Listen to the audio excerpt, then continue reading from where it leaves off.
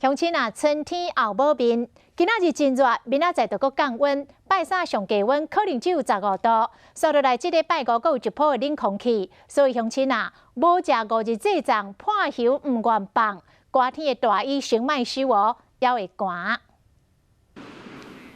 就我假日好天气，出外去行行咧，温暖舒适的天气一直持续到今仔日，高温甚至来到28度，但是受到风面的影响，今仔阴暗就要变天啊。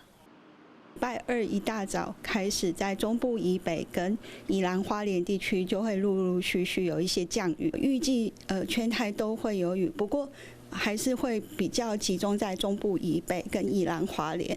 东北部也有可能有局部较大的雨势，中南部天气嘛变甲真无稳定。拜二北部高温只有20度，甲拜比起来是降5度到8度，中南部一夜温差非常大。受到东北季风的影响，拜三上低温可能只剩15度。拜四东北季风减弱，天气低渐回稳，但是到拜五一夜，阁有另外一波东北季风报道。这两波的天气形态相当的类似，它整个程度大致上都是维持低温，大概是15、16度北台湾。那也是它刚下来的时候，前面都会带一些水汽，白天的高温又会略降哦。连日好天出日头，连日到温度下降，阁落雨，即嘛是春天天气变化非常大，要提醒你一定要特别注意。